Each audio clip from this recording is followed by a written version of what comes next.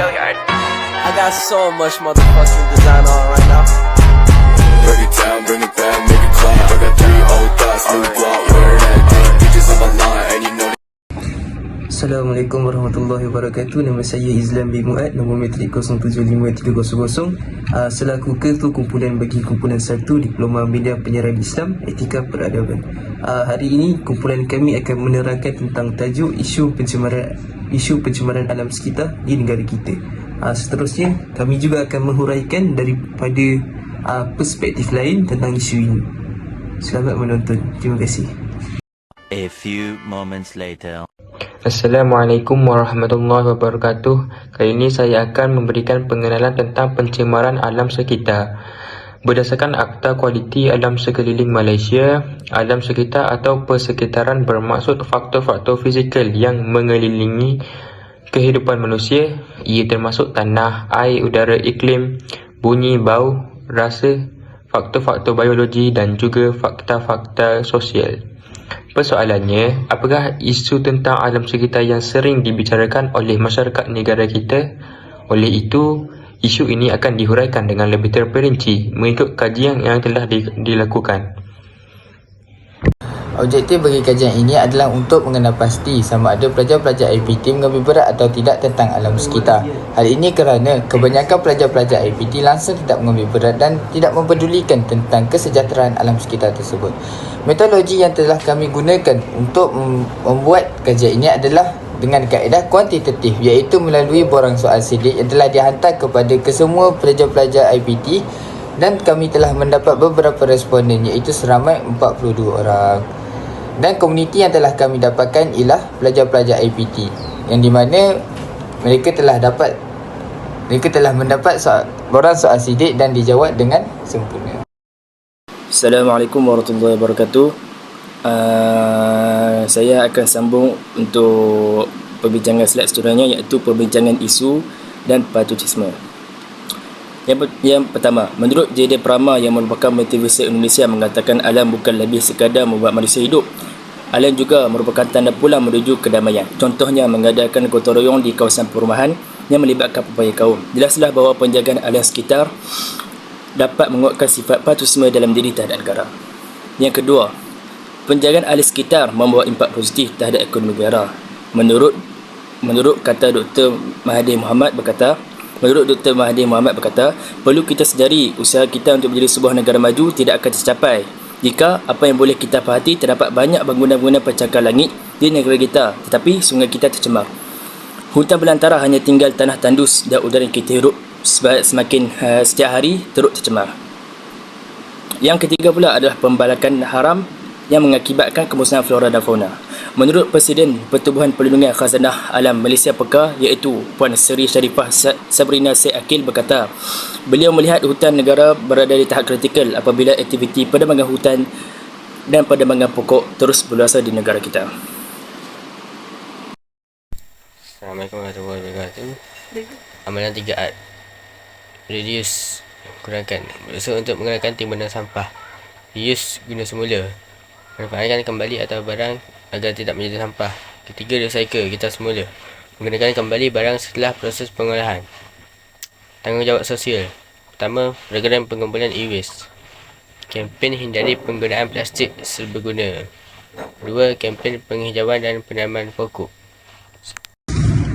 Jadi seterusnya kita akan bincang tentang solusi dan refleksi yang telah kami dapati. Menurut Imam Syafi'i, memakmurkan bumi merupakan sebagai suatu kewajipan daripada Allah SWT.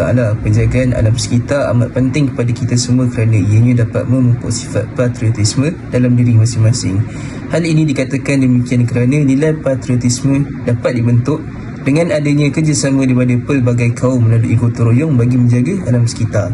Bagi refleksi pula, kajian tentang isu alam sekitar yang telah kami kaji telah pun sampai di titik noktanya yang terakhir. Antara perkara yang telah kami peroleh ialah semangat bekerjasama dan bantu-membantu antara ahli kumpulan dalam menyelesaikan kajian ini.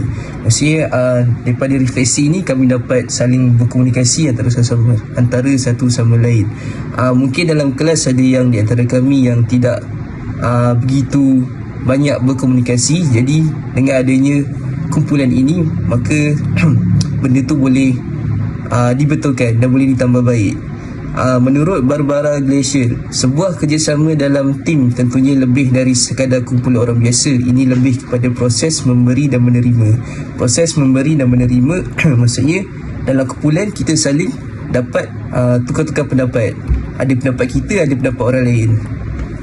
Selain itu, kemahiran berkomunikasi dan interaksi sosial kami bertambah baik selepas mengadakan soal selidik terhadap pelajar IPT yang lain, sekaligus dapat menambah kenalan yang baru. Baiklah, seterusnya saya akan membentangkan tentang dapatan kajian. Baiklah, di dalam soal selidik kami mendapati bahawa seramai 72.1% lelaki yang menjawab soalan selidik kami dan selebihnya ialah perempuan. Jadi, antara soalan-soalan yang kami kemukakan dalam soalan selidik tersebut ialah: yang pertama, adakah penjagaan alam sekitar merupakan salah satu cara untuk menguatkan patriotisme di negara kita? Jawapannya ya ataupun tidak. Jadi, yang menjawab tidak sebanyak 97.7%, manakala yang menjawab tidak sebanyak 2.3%. Seterusnya, soalan yang kedua, adakah pencemaran alam sekitar dapat membuka lebih banyak peluang pekerjaan?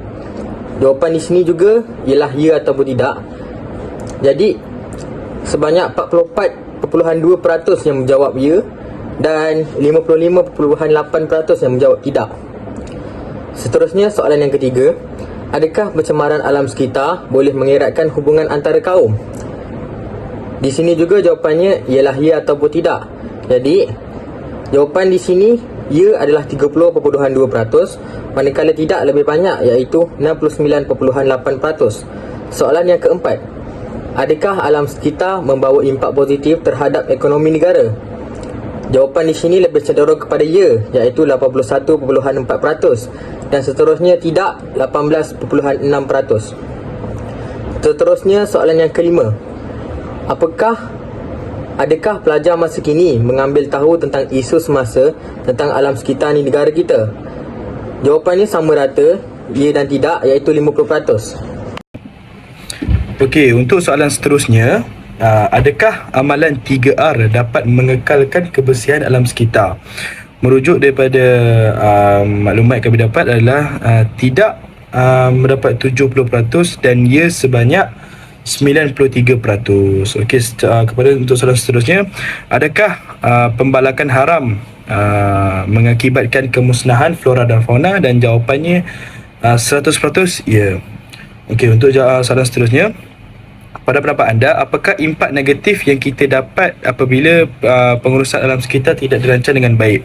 So, kami mendapati ada tiga jawapan yang berbeza lah. Untuk ekonomi negara merosot 19%, habitat haiwan musnah 38%, berlaku pencemaran alam sekitar 42%. Okey, untuk soalan seterusnya, apakah tindakan yang boleh diambil oleh kalangan remaja tentang isu pencemaran sungai yang dilakukan oleh individu yang tidak bertanggungjawab? Okey, kami mempunyai tiga jawapan. Menyebarkan ke media sosial sebanyak 19%, memberi nasihat 28%, melapor kepada pihak berkuasa sebanyak 47%. Jadi yang terakhir, apakah faktor berlakunya pencemaran alam sekitar? Sama juga memberikan dia tiga jawapan. Pertama, pembalakan haram sebanyak 14%, sifat tidak bertanggungjawab dalam diri 51%, dan pembangunan sistem domestik dan sampah sarap sebanyak 29%. Hari sekali ialah rujukan. Jadi kami sebagai kumpulan pertama, kami menggunakan 7 rujukan yang ada, iaitu daripada laman web, laman sesawang yang lain lah ada, dan juga kita ada ambil daripada tokoh-tokoh, kata-kata tokoh daripada laman web tersebut. Jadi jikalau ada keraguan ataupun maklumat yang rasa macam pelik berdasarkan kita orang punya kajian, boleh rujuk kepada rujukan ini. Baiklah, itu sahaja daripada kami. Sekian, terima kasih.